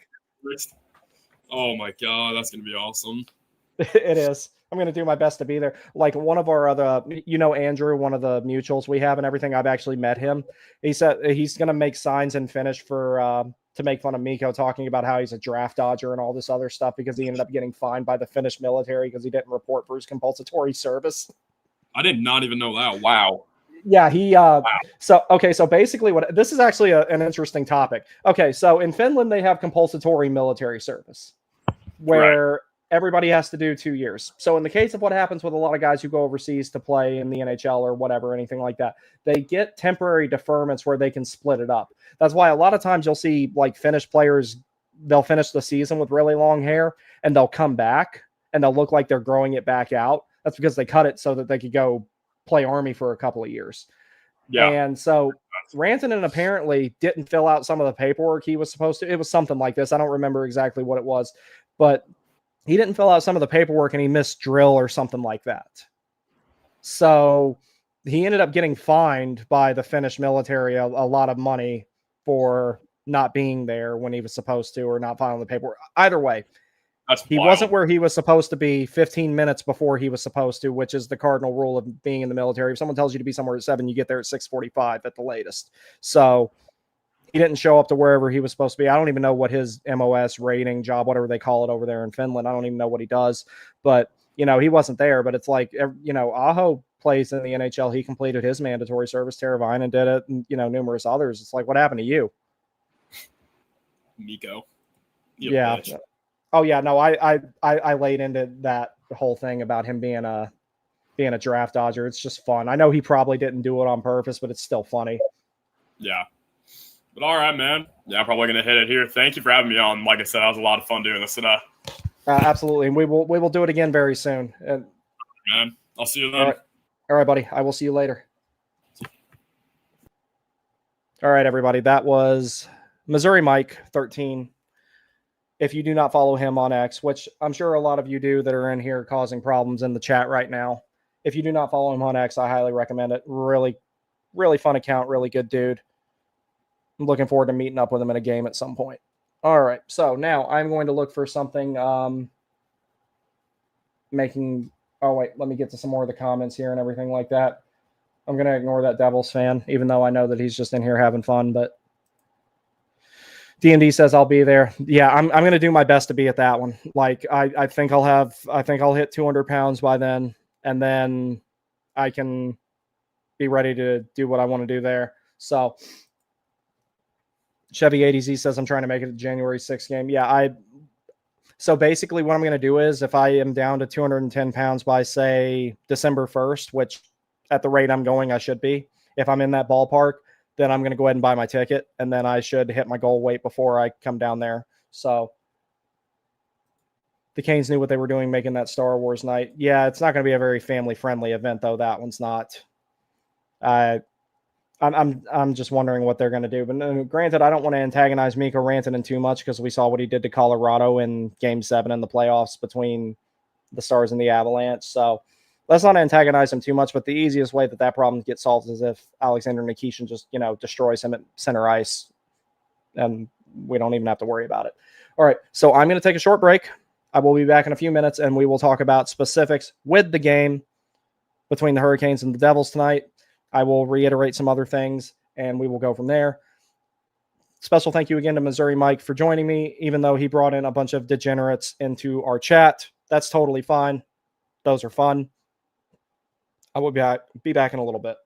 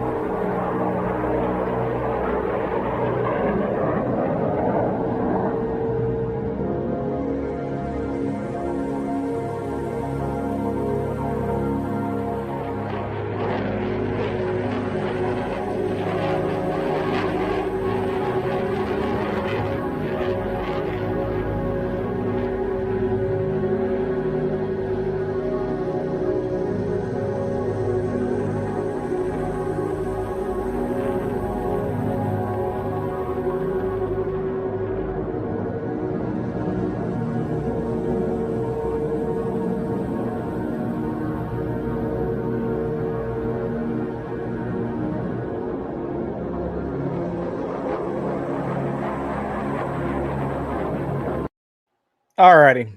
So what we're going to look at here in reference to previewing this particular game, we're going to look at the Canes lines, then we're going to look at the Devils lines. I got screenshots of both of them here. And then I've also got the series forecast I did for the Canes and Devils in the playoffs last year that we can reference, even though a lot of things are going to be different. New Jersey is fully healthy. Carolina is, for the most part, minus Kochetkov. So in the grand scheme of things, not a big loss there because he's your second goalie. So Ehlers, Aho, Jarvis. I know I talked about this line a lot the other night when we did the stream about the forward lines. I am very, very excited about this line, and I think that it's going to be what finds its footing as far as unknown quantities faster than anything else. So that's one thing I'm going to watch a lot tonight. I want to see how well they play, how good they are at moving the puck up ice, how well they cover defensively on the back check. And one thing I'm really looking forward to between these three guys, they are absolutely going to smother teams in the offensive zone. The forecheck is going to be excellent. You're going to have a very hard time exiting your defensive zone against Ehlers, Aho, and Jarvis. Svechnikov, Stankov, and Blake. I understand why Svechnikov is on the left here because, Blake's a right wing, right-handed guy on the right wing. So I understand it. Don't particularly like it. I would rather them at least give Svechnikov and Blake being swapped a shot. But that second line can be really, really good there. The biggest wild card in that line, of course, is Stankoven at center. We got to see how well he's going to work out there. That's a performance I'm going to be watching closely. Like I said, be patient with him. Give him about 20 games, and then you'll have a better idea of what you're getting with him. Then you look over at Jackson Blake. I'm looking at this kid to take a big step this season. Like I've said, I'm not totally sold that he's a top 6 forward. I think he's a great player. The ceiling for him is a top 9 forward. So he's right on that cusp of being a third liner or a second liner. He's definitely a middle 6 guy, but you gotta figure out, is he a high end middle 6 guy or is he on the lower end of it? Very, very small spectrum there. So we'll wait and see what we get out of him. But he's one of those players that I'm looking to take a big step this season, in addition to Stankoven as far as the newer players are concerned.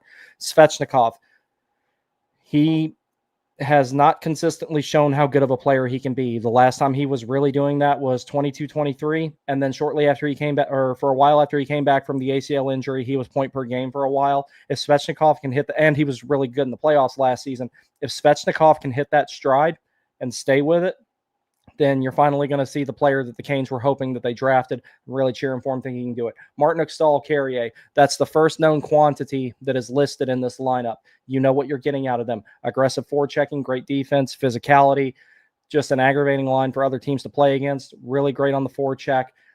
Again, will smother teams in their defensive zone, but the finishing is not really there with that line, but they can still get you a couple of greasy ones. The biggest thing you look for out of the Martin Stahl and Carrier line, they're the line that keeps the game close. They're not necessarily the one that goes out there and wins it most of the time, but they're the ones who go out there and eat up 14, 15 minutes a night between the three of them, 5-on-5, roughly about that, maybe as little as 12, but on the high end, 14 or 15, and gives you room for the other lines to give you a net positive that you need to win. Hall, Kokoniemi, Robinson. I like this line a lot.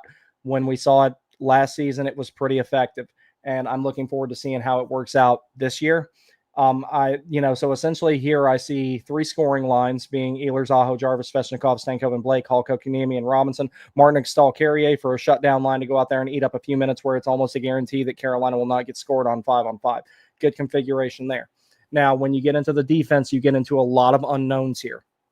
Slavin and Walker clearly have been on this team, especially Slavin, for a long time.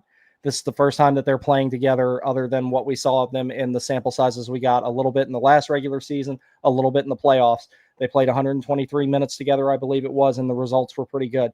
So over the course of time, they won't hold as high of numbers, possession-wise, expected goals-wise, and all that stuff as they did before, but it will still be really, really good. I expect their expected goals and Corsi and Fenwick to be well above 50%, somewhere around 55, all those things, 53 to 55. Miller, Chatfield. I will die on this hill. This is the second coming of the Shea and Pesci pair, and it could be better because you have the safety valve there with Chatfield. He's got a lot of speed. He wins foot races. He gets the pucks first. His gap control is really aggressive. He's going to create a lot of time and space for Keandre Miller to use his frame while possessing the puck, use that big shot of his, go for those big hits that he can throw, everything like that. And the one thing I'm really worried about in this lineup would be Nikishin and Gostisbehere playing on that third pair. We only saw them a little bit together in last season. And the one good thing about this, you have both your power play quarterbacks, provided if Nikishin's on PP2. He wasn't the last time I looked, but looking at it long term, you have both your power play guys on the same pair, 5-on-5. So when a Hurricanes power play ends, you can immediately go to the Slavin Walker pair or immediately go to the Miller and Chatfield pair and let those last two guys there rest up so you can keep your defensive pairs going over the boards pretty fluidly without having to interchange them too much. Frederick Anderson will get the start with newly acquired off of waivers, Brandon Boosie being the backup goalie for him. Now, going to look at the New Jersey's lines, you have Dadonov, Hughes, and Bratt. That line right there, it's a little bit underrated with how dangerous it actually is. Bratt definitely can do a lot of stuff at both ends of the ice. He's really good defensively. As far as wingers go, he is one of the best defensive wingers in this league, but don't let that fool you. He's also a very complete player, has a ton of offense. In my opinion, Jesper Bratt and Nico Hischier are the two best players on the New Jersey Devils. Jack Hughes, I know I give him a lot of stuff because I don't particularly like him. I really don't like his following. But I'm not going to pretend that this guy isn't one of the most dangerous players in the offensive zone when he doesn't have the puck or if he's, pursuing an off-puck route to get into a good position to be a passing option, all that type of stuff. He's good at those things. Where he's not really the best at is on the defensive side of the puck. That being said, he's definitely improved on it from when he first came into the league. So he's someone that you have to watch out for because he's really good at getting to open ice quickly and making things happen when he does have the puck and getting to open areas. He's a great skater, but you can shut him down. It takes a collective effort to do so, though. Evgeny Dadonov's about a 20 goal scorer. He'll complement that top line pretty well, especially when you have two guys like Hughes and Bratt who will be able to feed him the puck in a lot of situations. But he kind of serves the same role for them as Roslovic did on the Aho line for a little bit last year, so we'll see how it goes with them. Timo Meier, Nico Hischier, and Dawson Mercer round out their second line. That's that line I'd actually, in a way, I'm a little bit more worried about. Meier brings the physicality, power forward, great powering to the front of the net. Nico Hischier is a very complete player. He's almost a one-for-one replication of Sebastian Aho, so very good player there. Dawson Mercer, pretty dynamic two-way winger on the right and has a really good shot. Andre Plot, Cody Glass, and Connor Brown for the third line. Pretty solid checking line there. And then you have Paul Cotter, Luke Glendening, and Gritzia. Forgive me if I pronounce that incorrectly. Devil's Join, I know you told me how it was pronounced, but I forgot. Then when you get to their defense, it's actually pretty balanced. Each pair has a offensive defenseman and a safety valve. In the case of Hughes Pesce, Hughes is the guy who moves the puck. Pesce's the shutdown guy. We know how good Pesce is from when he was in Carolina. So that's someone that you have to, if you're going to try and press one side of the ice over the other, Hughes' side is a little bit better to maybe try and go for there. Luke Hughes is a very high-risk, high-reward offensive defenseman. He will make you pay for things in your own end if you leave him unchecked, but he's not the hardest guy to get pucks behind and throw hits on and work a war of attrition on him in his own zone. Second pair, a little bit more balanced than the first pair. Siegenthaler and Hamilton. I think that Hamilton's a little bit better defensively than Luke Hughes is. He's pretty decent at telegraphing stuff and blocking shots and everything like that. Not the greatest gap control. Not the greatest defensive awareness, but when he does get in the way, he's a big man. He skates pretty well. He can do those things. Not the fastest skater, but good edge work. Jonas Siegenthaler has come a long way because I remember watching him play in Washington. I didn't even know if he was going to stay in the NHL, and he's turned out to be an outstanding shutdown defenseman. So he plays that safety valve role for Hamilton. Again, you want to press that left side of the ice. Now, where that changes is Brendan Dillon and Nemec. There, that pair is a little bit more shutdown oriented, but Nemec will definitely be the guy who moves the puck. Brendan Dillon is probably the most physical person out of those six right there. He will punish you with a hit every chance that he gets, and he'll throw his hands. Prototypical tough guy, hard to play against. Nemec has a really bright future in this league as well. His skating really impresses me personally. He's good at handling the puck, good at executing zone exits. He's got a lot more good to his game than bad. Jacob Markstrom will be in net for them, and with Jake Allen backing them up. Now, the next thing I'm going to reference here, these slides are from last year during the playoffs.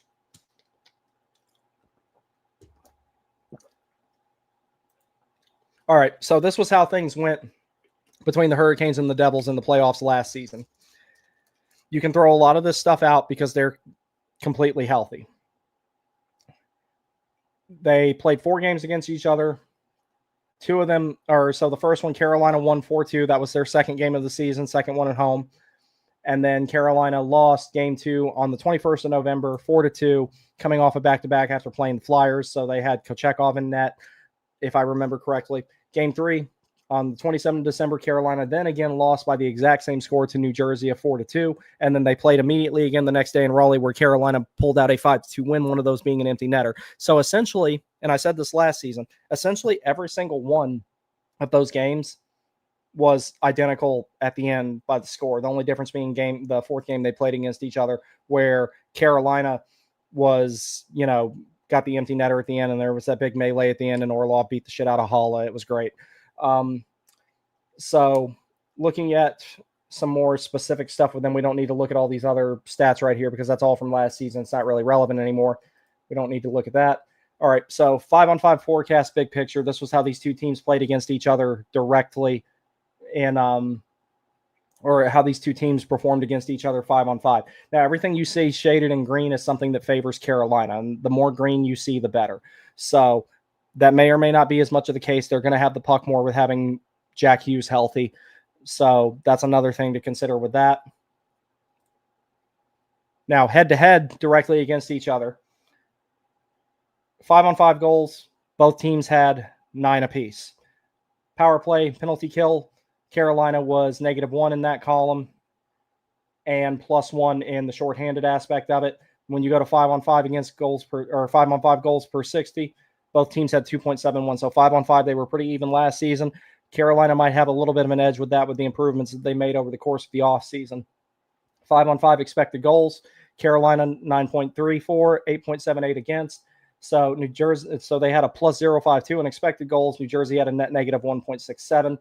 And then you go into 5-on-5 expected goals for 60. Carolina had another net positive 2.8 versus 2.65 for +0.025, so -0.25 for New Jersey. Again, chances, as expected, Carolina had the edge there, and they'll continue to have it more than likely in this game. It depends on more what they can do with it. New Jersey, with a lot of the dynamic players that they have up front, and this may end up being the case for Carolina depending on how well Ehlers works out and how well Stankoven works out playing center at that second line, is maybe Carolina can close this gap of making the most of their chances. And what I mean by that is a team like New Jersey doesn't need to possess the puck as much or spend as much time in the offensive zone to do damage as Carolina does. Maybe that will change now with Nikolai Ehlers being acquired and Logan Stankoven playing center if it works out well there. And then Kotkaniemi can settle into that third scoring line role with Robinson and Hall. That could be a really good thing there. Net positive on shorthanded goals, net neutral on shorthanded goals. Nobody scored either in the season series last year. Shots on goal, of course, Carolina leads this by a +24 margin. Fenwick, which is unblocked shot attempts, Carolina led by 29. And high danger chances for. Like I said, even though New Jersey possesses the puck less, they don't need as much time to make things happen with it as Carolina does, and they were +1 on that. That being said, it was still relatively close. All right, don't need that. All right, so edge data. I will look at the updated version of this the next time that these two teams play. Carolina 24.49 versus 23.58 for skating speed. That Carolina's probably got a little bit bigger of an edge in skating speed now. Like I said, this is from right before the playoffs last season with Ehlers acquired, because Ehlers is one of the fastest players in the league, coming onto one of the fastest, if not the fastest team in the league. New Jersey does manage to cover more distance though. 9.27 versus 9.22, not a huge difference, but when you're talking getting to a loose puck first, that could be a big difference. Top per game, 48.88 to 48.96. Again, not a big difference there. Top per period, 16.81 to 16.74. I would imagine where Carolina made that net positive was in the third period, where they tend to wear teams out and gas them and everything like that. So looking at the shots on goal, again, Carolina, heavy volume shooting. Small difference in the shooting percentage, but they didn't have Hughes for a lot of that part last season, so that's part of the reason why that happened. Essentially, these teams will be relatively even in the shooting percentage department regardless, unless Stankoven and Ehlers in particular, like I've talked about, really pop off. You can probably throw Jackson Blake and Svechnikov into that as well. You already know what you're getting with Aho and Jarvis, even though both those guys have a small step to take. Jarvis maybe a larger one, but Aho a little bit of one as well. So Carolina will more than likely outchance New Jersey. It just depends on if they manage to bury those chances when they get them. When you're talking about goals, same thing. Carolina had 266 of them, but New Jersey spent a lot of their season without their third best forward, so that's part of the reason that was so low for them. And then shooting percentage, one thing that I want to look at here, majority of the season, Markstrom was in net for New Jersey. And you'll notice his numbers in the slot area are actually pretty solid. 17.6, like right there in between the faceoff circles, and 26.1 right there on the doorstep. Not bad at all, actually, for talking about preventing high danger chances. Markstrom also did an excellent job of preventing stuff from coming in at the point. So there's also that to consider there as well. Wide angle shots, they're about even, but Markstrom definitely has an edge there. Zone time. This is something Carolina will probably own tonight as far as offensive zone time. Maybe not as much as they usually do. It just all kind of depends. But if they're healthy, that'll be the case. Didn't need that. All right, so goalie matchup. These are, again, numbers from last season. Frederik Andersen, of course, missed a lot of it with his blood clotting issue and everything like that. 13 wins, 8 losses, 1 overtime loss, 250 goals against average, save percentage of 0.899 in 22 games played. Jacob Markstrom had 26 wins, 16 losses, 6 overtime losses, goals against average of 2.50, save percentage of 0.9, and a total games played of 49. So close, relatively close goaltending matchup. It depends on the day of which one of these guys is going to be better. I'm not going to pretend that Markstrom's not a good goalie. Frederik Andersen, I think, has got a little bit better of a defense in front of him on paper, but that defense also has a lot of unknown quantities in it that we have to see how long it takes for them to develop chemistry, or if they stick with these pairings. So then looking at the other matchup data here and everything like that, these numbers are a little bit skewed because Freddie didn't play as many games. Let's see what else we got in here. We don't need anything else from that. So that's basically the long and the short of it and everything like that. So I don't really have much else to say in regards to this particular game. It's the first game of the season. There's a lot of unknown quantities, particularly with the Hurricanes. So this is not going to be an easy one to win, but I think Carolina will win it. Low scoring game would more than likely favor Carolina as well. And I imagine the majority of the viewers are at Lenovo right now, so I wish you guys to have a good time, have fun, enjoy it. I wish I could be there, but I got some other stuff I got to take care of first before I go to a game, as I've alluded to in the past. So everybody, thank you very much for joining. I will try to do damage report tonight. I have to work tomorrow, so it'll just kind of depend on, if I decide to go to bed right after the game, or if I am able to just go ahead and jump back on and get it done and everything like that. Either way, though, again, thanks to Missouri Mike. Thanks to Missouri Mike's friends for coming in the chat. And thank you to all of you regular viewers, new viewers, and everything like that come in and make this channel a lot of fun and make this a lot of fun to do. So I wish you guys all the best. Have a good evening. And I hope Alexander Nikishin vaporizes Jack Hughes at center ice and then immediately vaporizes Luke Hughes after that, just for my amusement. No injuries, just simple vaporizing. Everyone, have a wonderful evening. I will see you possibly after the game. If not, we will do a stream of some sort tomorrow. Good night.